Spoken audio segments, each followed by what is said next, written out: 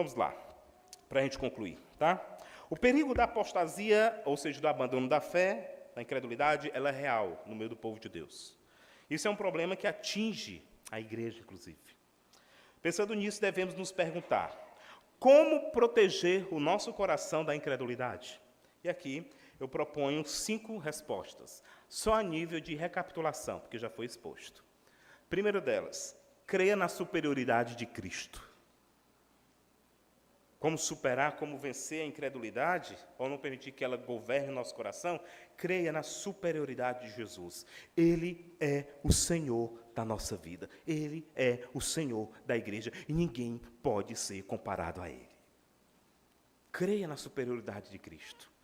E aí observe o que o autor está dizendo. Fixe isso no pensamento. Ou seja, gruda no pensamento, cola no pensamento. Não permita que nada tire isso da sua mente. Não se esqueça quem Cristo é. Quando a murmuração, a incredulidade, a dúvida começar a entrar no seu coração, a resposta dele, a priori, é: lembre quem é o teu Senhor. Ele é o superior. Ou seja, não há ninguém como Ele. Segunda resposta, como proteger o nosso coração da incredulidade? Ouça a voz do Espírito Santo. Não resista. Pastor, como é que o Espírito Santo fala hoje, hein? Isso aqui. Eu estou aqui pregando o que eu estudei, o que eu li, o que eu preparei, como eu faço todos os domingos, o pastor João Eduardo também. Mas não é só vocês que estão ouvindo ao Senhor, nós também. A mesma espada que corta e faz sangrar o coração de vocês, despedaça a nossa alma também. Da mesma forma. Porque assim como vocês como igreja precisam, nós também precisamos. Porque é por meio da palavra, de homens comuns, que o Espírito Santo fala à igreja. O Senhor Deus poderia colocar anjos aqui, falando.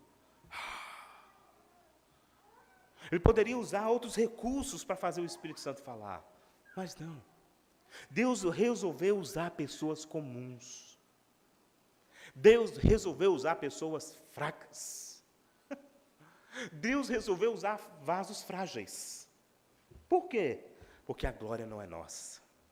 A glória pertence a Ele. Por isso que o Espírito Santo fala. Ao sair de casa, faça disso. Senhor, fala comigo hoje. Não o que eu quero, porque só quer ouvir coisa boa, tá? Mas o que eu necessito. Faça disso. Ao ler a Bíblia, feche seus olhos e diga assim: Senhor, ilumina a minha mente. Aquece meu coração. Para que eu leia e essa palavra fique aqui.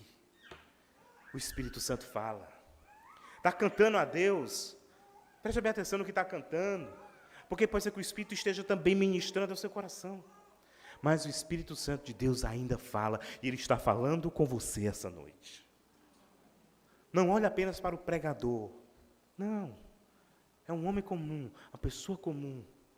Mas é o Espírito Santo que fala. Todas as vezes que eu subo esse púlpito, eu sempre venho com isso em mente: Senhor, que eu não fale de mim mesmo.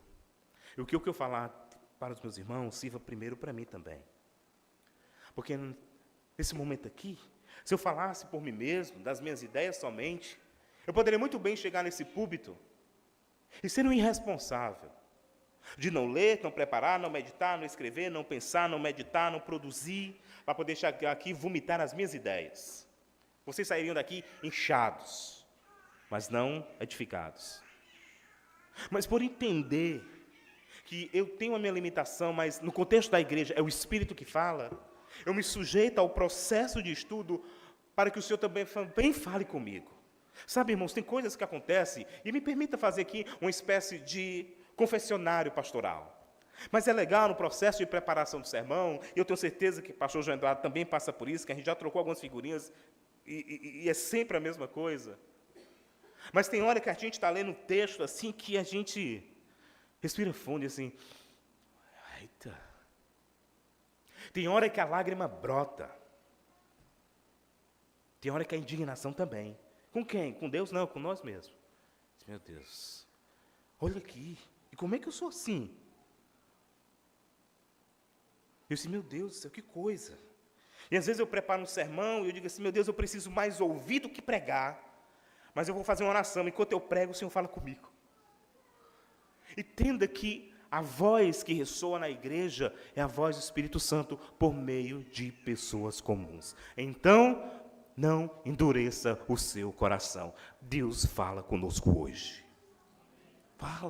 Fala com a sua igreja hoje, por meio de instrumentos comuns. Terceira consideração. Como proteger nosso coração da incredulidade?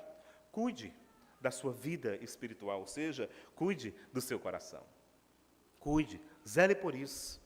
Reflita. Né? Os puritanos, já cansei de falar deles também aqui, eles tinham uma prática que quando eles chegavam na hora de dormir, colocavam a cabeça no travesseiro, eles faziam uma autorreflexão. Naquele dia, o que eles tinham feito de pecado contra o Senhor, ou o que eles tinham feito que tinha agradado ao Senhor? E que área eles poderiam melhorar? Isso se chama o quê? Um autocuidado ministerial. Um autocuidado pastoral. Na nossa geração, olha que coisa.